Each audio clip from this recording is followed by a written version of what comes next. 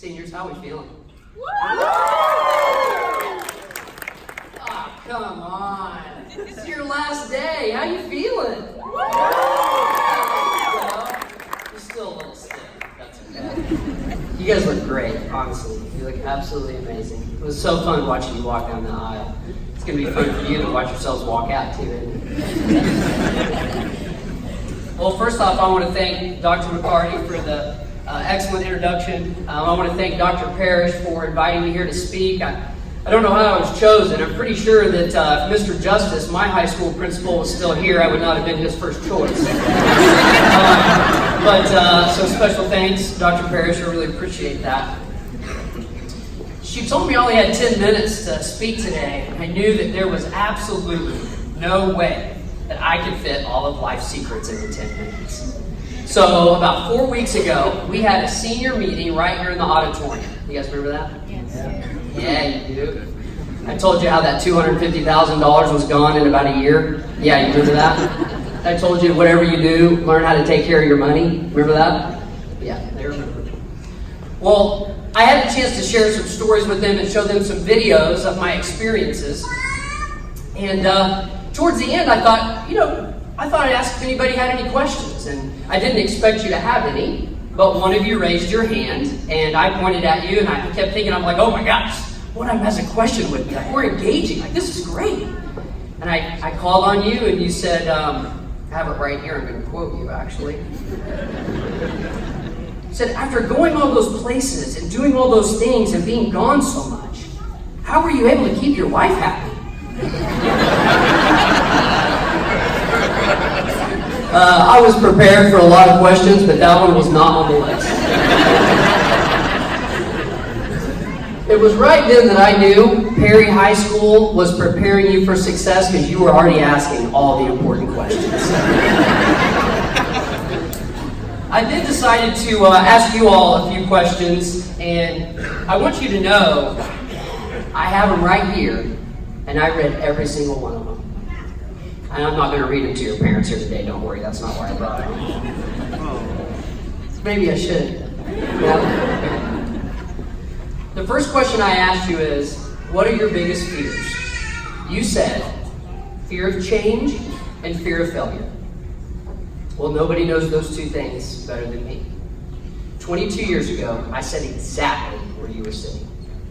I had no idea what I was going to be. One thing I did know is I had never done a load of laundry on my own in my entire life. You guys know the feeling, right? Like a long weekend, sporting event, or being gone at a cheer competition or band trip, or maybe just a long day at school, and you come home and you unload your backpack, all those dirty, stinky clothes. You found some at the bottom that had been there for 2 or 3 weeks. You tried to hide them in front of the washing machine.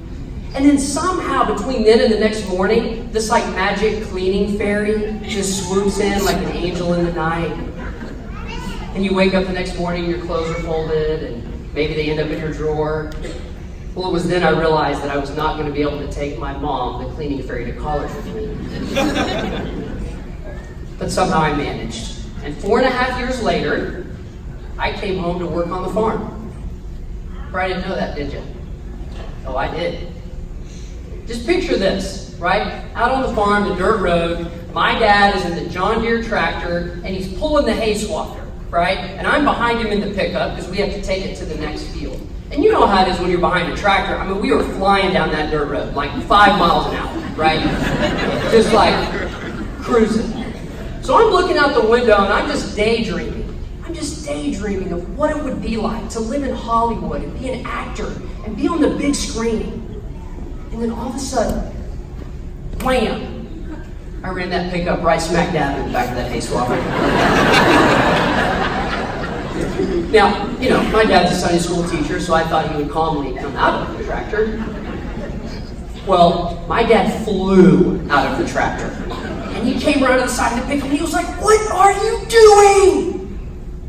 Might have been a few other words in there that I didn't know at the time, but I can tell you he was not happy. Well, that night I sat down with my mom and dad, and I said, "Mom, Dad, I want to move to Hollywood, and I want to be an actor."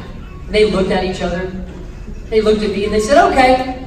I said, oh, this is great. And they said, oh yeah, we'll support you. Not financially, but emotionally, we'll be here for you. I said, you know what, hot diggity dog, I'll take it. So the very next week, I went right down here to Scooby's garage that used to be across the train tracks, rented a U-Haul trailer, put it behind my pickup, loaded it up, and headed to Hollywood. Well, as soon as I got to Los Angeles, I knew that I had to get a job. I mean, nobody was going to send me any money. So I waited tables during the day, and I went to acting class at night. If any of you are truly afraid of failure, don't be an actor. 422 auditions before I ever got my first real job. Could you imagine going on 422 job interviews before you got a job? I mean, come on, that is ridiculous. But nothing compared to those failures as much as a single moment in acting class. So the assignment was, you had to come up with a comedy routine, okay? You think like Jack Black or Amy Schumer, really funny stuff, right? Well, I wasn't a comedian, but what I did know is that most of the people there had never lived on a farm or a ranch. So I was like, you know what, I'm just gonna tell some stories about, living on a farm. So I told stories about stock shows, about how we would shave our pigs and we would wash them. They thought that was ridiculous. I would tell them stories about how I scoop poop, in the cattle pens, and how, we'd work cattle with my dad, and we'd just castrate the bulls, no big deal. And they thought this was hilarious. They thought it was so funny that the next week, they invited one of the top agents in Los Angeles to come listen to me do my comedy routine. Oh man, I was pumped. I mean, this is gonna be good, right? Well, instead of doing the same one, I thought, you know what, I'm gonna make up all new material. This is gonna be great. I'm gonna make up all these stories. They're gonna be hilarious. I'm gonna kill it. Yeah, kill it is exactly what I did. Not one laugh the whole time. At one point, it got so uncomfortable, I didn't know what else to do, so I just took my shirt off. Who does that? That is not funny. Oh, well, in that brief moment, I realized, whatever you do, don't try to be somebody you're not. Be you, there's only one you, and you're the best you. So the second question on the list is, who are you? What do you want to be? What are your career goals? And here's some of the things that you said. At least 10 of you are joining the Marines, the Army, or the Air Force. Go to college.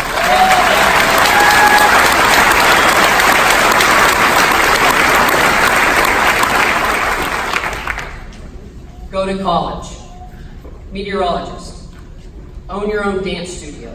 Become a forensic scientist. Be a nurse. Be a psychiatrist. An expert in foreign language. One of you even got really detailed. Become a pediatric cardiothoracic surgeon and synthesize a restorative tissue for infants with birth defects. I need a drink of water.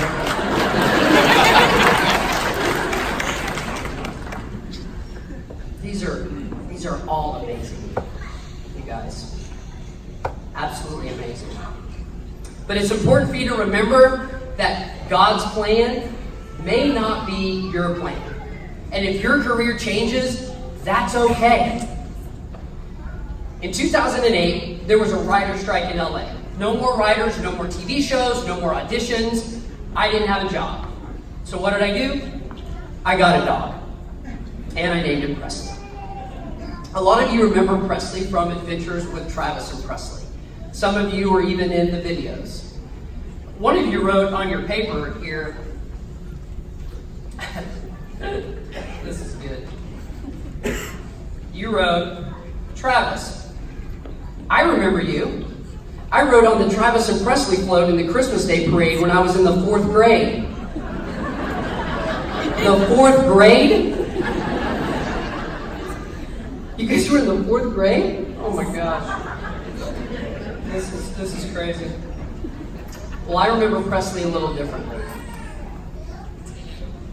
I remember at one point my wife and I were taking Presley to the vet, and we thought it would be fun to stop and give Presley's favorite meal, a McDonald's cheeseburger and French fries. I mean, he loved it. It's crazy. And I remember sitting there in the vet's office, watching him eat his Happy Meal, and thinking about the time when I got him as a puppy. When I got Presley, I wasn't a dog trainer. Actually, I didn't know anything about dogs. I made all the mistakes you could make. I did it all wrong. I put Presley in the crate when he was in trouble. I grabbed his collar a little too hard when I was frustrated. I yelled his name so much that he actually ran away from me instead of to me because he thought it was a bad word. And then came this show called Greatest American Dog. And it was about building a bond and a relationship between the owner and the pet, which is something that Presley and I, we absolutely did not have. But I thought, you know what? We all make mistakes. Maybe this is my chance to get it right. So when Presley would frustrate me, I practiced patience and I took a deep breath. During training, we made it short, we turned it into a game, and we laughed and we played and we did it all over again. And on this show, there were crazy challenges. At one point, we had to put Presley inside of a circle while a 9,000-pound elephant came charging at him. And if he would stay in the circle, just because I asked him to, we'd pass the challenge. On one of the very last challenges, they put us both in a harness, and they tied us to a zip line. And I had to climb up this ramp, and then he had to follow me, and then we'd have to walk across a plank that was a foot wide. And if we got all the way to the end, 2 stories in the sky, standing on this platform, I would have to zip line to the bottom, turn around, look up at Presley, and ask him to do the same. And I remember getting to the bottom and looking up there going, if he does this, he's crazy. But I also thought, you know what? Maybe this relationship stuff, maybe this bond building stuff really works, so I'll give it a try. And I looked at Presley, and I could tell in that moment he was all in. And I said, Presley, come. He stepped off that ledge, took a giant leap of faith, and peed all the way down.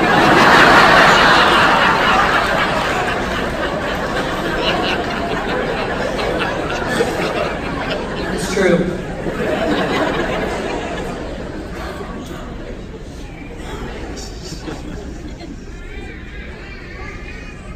As Presley finished his last French fry, I knew it was time.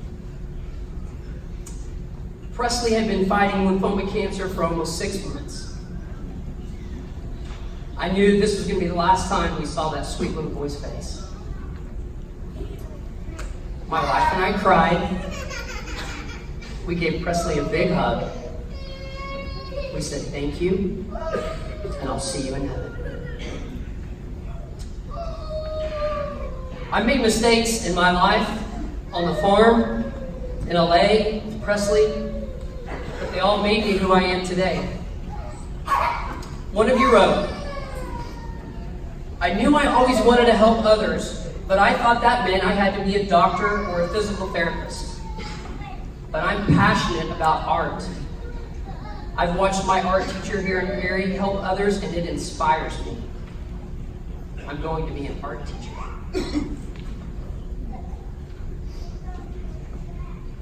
Perry High School 100% prepared me for the next step in my life. And I have no doubt that it has done the same for each and every one of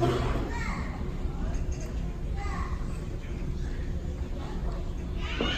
So if being a mom and raising kids is what makes you happy, then be the best mom you can be. If you've chosen to serve our country, let me be the first one to say thank you in advance for your service. If you decide to work at a great company like Ditch Witch, it's important for you to know the town of Perry wouldn't be what it is today without it.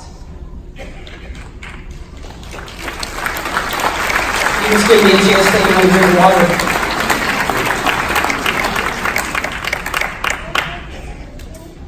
That brings us to life's biggest question. How do you keep your spouse happy? I tried to dodge it for as long as I could. Well, the first thing I learned is you never refer to them as the cleaning fairy. You won't get very far. But I think the bigger question is, how do you know if you're with the right person? First off, don't be in a hurry. I didn't get married until I was 32 years old. Now, it doesn't mean you have to wait that long, although I'm sure your parents wouldn't mind. I want you to find somebody that lifts you up, not tears you down. Find someone that loves you for who you are, not someone that wants you to be someone you aren't. We all make mistakes. And when you're with the right person, you don't hold it over each other's head. You work together as a team and you get through it. From this day forward, your life will constantly be changing. No matter what path you choose, take your talents and fail as much as possible. And success will find you. The next time you find yourself standing on the platform of life, 2 stories in the sky, so scared you're about to pee your pants, go all in and take a giant leap of faith. Perry High School Seniors Class of 2019. Go be great.